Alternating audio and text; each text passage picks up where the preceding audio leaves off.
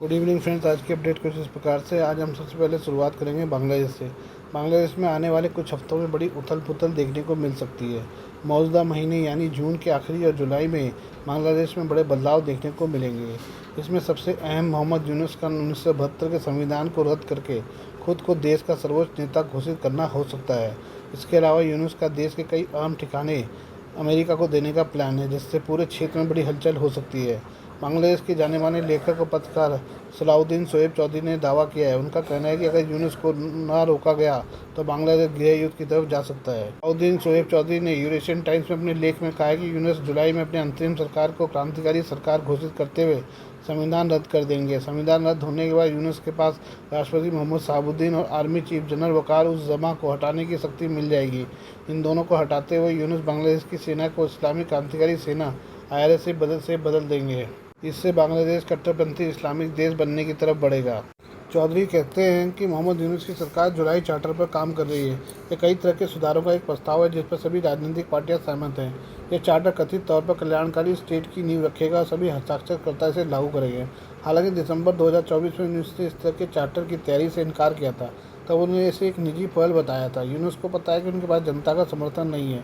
अगर निष्पक्ष चुनाव होते हैं तो अवामी लीग और बांग्लादेश नेशनल पार्टी में ही मुकाबला होगा। उन्होंने अवामी लीग को चुनाव लड़ने से प्रतिबंधित कर दिया है। अब BNP को हाशिए पर लाने की कोशिश कर रहे हैं। इन दोनों मुख्य दलों को खत्म करते हुए वह सत्ता हासिल करना चाहते हैं। यूनुस का जुलाई चार्टर उनके समर्थकों की बनाई गई योजना का हिस्सा है। इसमें अमेरिकी डीप स्टेट और पाकिस्तान की इंटर सर्विस इंटेलिजेंस के लोग शामिल हैं। वे यूनुस का इस्तेमाल बांग्लादेश को अस्थिर करने, लोकतांत्रिक संस्थाओं को खत्म करने और देश की रणनीतिक और भू राजनीतिक संपत्तियों पर कब्जा करने के लिए कर रहे हैं।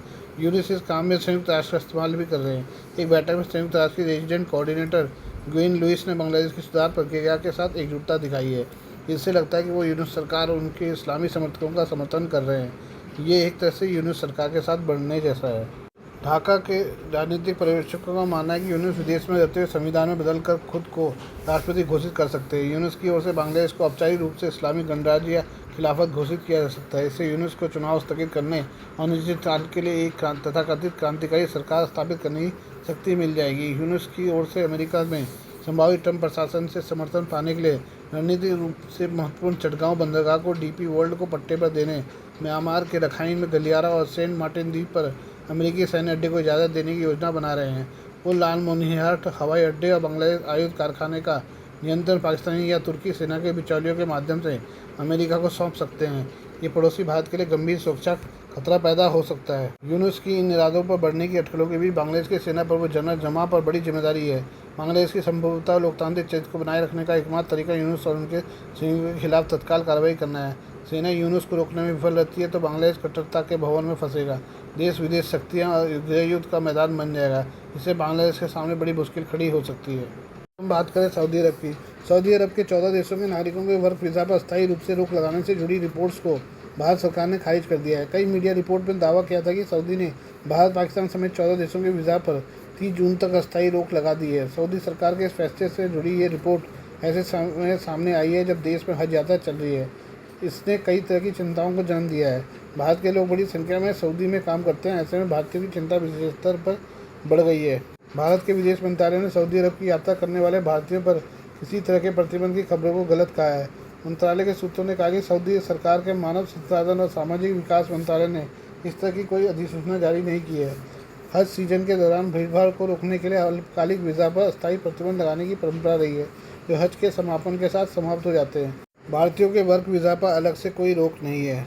ऐसी रिपोर्ट सामने आई थी कि सऊदी ने भारत, पाकिस्तान, बांग्लादेश, नाइजीरिया, मिस्र, Algeria, Sudan, Ethiopia, Tunisia, Indonesia, Iraq, Jordan, Yemen और मोरक्को के वर्क वीज़ा पर रोक लगाई है। ऐसे में इन देशों के लोगों के लिए सऊदी में कंपनियों को विदेशियों की भर्ती के लिए नए कोटा नहीं मिलेंगे। वहीं पहले से स्वीकृत आवंटन में भी देरी होगी।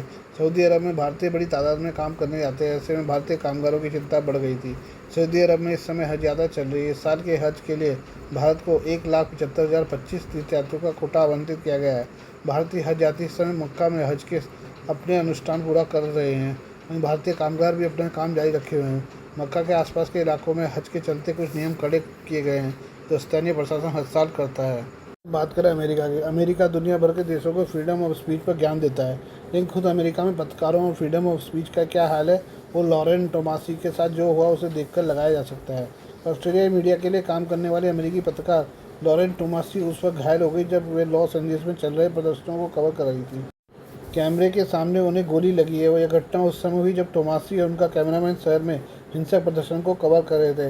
वायरल वीडियो फुटेज में साफ दिखाई देता है कि पुलिस अधिकारी ने उनकी दिशा में बंदूक तानकर गोली चला दी। हालांकि बाद में पता चला कि वो रबर बुलेट थी। गोली लगते ही टोमासी दर्द से चिल्लाई, अपना पैर पकड़ लिया। घटना के तुरंत बाद एक स्थानीय प्रदर्शनकारी ने पुलिस पर चिल्लाते हुए कहा, उन्होंने रिपोर्टर को गोली मार दी। आपको बता दें कि लॉरेन टोमासी एक ऑस्ट्रेलियाई पत्रकार हैं और लॉस एंजलिस में 9 न्यूज़ के लिए अमेरिका की संवाददाताओं के तौर पर काम कर रही हैं।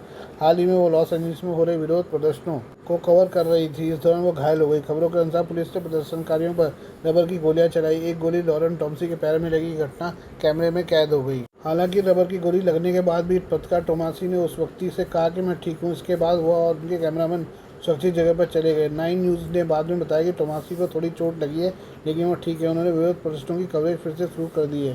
टोमासी ने सोशल मीडिया पर भी एक अपडेट दिया। उन्होंने लिखा है कि रात 8 बजे हैं, दर्जनों पुलिसकर्मी आ गए, लोगों को हटाने की एक और कोशिश हो रही है। इसके अलावा उन्होंने लॉस एंजलिस की सड़कों में फैली अराजकता के बारे में बताया है। लॉरेन टोमासी के अनुभवी पत्रकार हैं। उन्होंने university of New South Wales से पत्रकारिता की डिग्री हासिल की है। उन्होंने कोलोराडो में भी पढ़ाई की है, जहाँ उन्होंने एक लोकल रेडियो स्टेशन में न्यूज़ रीडर के तौर पर काम किया है। टोमासी ने अपने करियर की शुरुआत न्यू साउथ वेल्स के स्की क्षेत्रों में स्नो रिपोर्टर के रूप में की थी। बाद में उन्होंने 9 न्यूज़ सिडनी के न्यू रूम में काम किया। अमेरिका में टोमासी कई बड़ी खबरों को कवर कर चुकी है, जिनमें राष्ट्रपति डोनाल्ड ट्रंप से जुड़े कानूनी मामले, एकेडमी अवार्ड्स, ग्रैमी अवार्ड्स और गोल्डन ग्लोब अवार्ड जैसे कार्यक्रम शामिल हैं। वो लाइव रिपोर्टिंग भी करती हैं और सामाजिक और राजनीतिक घटनाओं पर भी अपनी राय रखती हैं। इससे पहले फॉक्स न्यूज़ के क्रू को भी लॉस एंजलिस में विरोध प्रदर्शनों से बाहर निकाल दिया गया था। यह घटना ट्रंप के नेशनल गार्ड को तैनात करने के फैसले के बाद हुई थी। इससे पता चलता है कि हालत कितने तनावपूर्ण है। ये बात करें हम पाकिस्तान की। भारत ने जम्मू कश्मीर के पहलगाम में हुए आतंकी हमले के बाद पाकिस्तान के साथ 1960 की सिंधु जल संधि को निलंबित कर दिया है। इस हमले में 26 लोग मारे गए थे, जिनमें अधिकतर पर्यटक थे। भारत ने पाकिस्तान पर आरोप लगाया कि वह जम्मू कश्मीर में आतंकवाद को बढ़ावा दे रहा है, जिससे संधि की शर्तों का उल्लंघन हुआ है। पाकिस्तान ने भारत के इस कदम को जल युद्ध करार दिया है। पाकिस्तान के विदेश मंत्री ने कहा कि पानी पाकिस्तान के लिए जीवन रेखा है और यदि भारत ने पानी की आपूर्ति रोकी तो इससे युद्ध की शुरुआत माना जाएगा। भारत ने पाकिस्तान को दो टूक जवाब देते हुए कहा कि जब तक आतंकवाद के मुद्दे पर समाधान नहीं होता, तब तक सिंधु जल संधि पर कोई बातचीत नहीं होगी। ये संधि 1960 में भारत और पाकिस्तान के बीच हुई थी, जिसमें भारत की 3 पूर्वी नदियों रावी, ब्यास, सतलज और पाकिस्तान को 3 पश्चिमी नदियों सिंधु, झेलम, चिनाब का पानी उपयोग करने का अधिकार मिला था। पाकिस्तान की लगभग 80% कृषि सिंचाई सिंधु जल प्रणाली पर निर्भर है और संधि के निलंबन से वहाँ जल संकट उत्पन्न हो सकता है। पाकिस्तान ने भारत से संधि को फिर से लागू करने की अपील की है, लेकिन भारत का कहना है कि जब तक आतंकवाद पर ठोस कदम नहीं उठाए जाते, तब तक कोई बातचीत संभव नहीं है। इस स्थिति में दोनों देशों के बीच जल विवाद और बढ़ सकता है, जो क्षेत्रीय स्थिरता के लिए चिंता का विषय है। Please do like, share and subscribe this channel of my news, views and analysis by Prakash.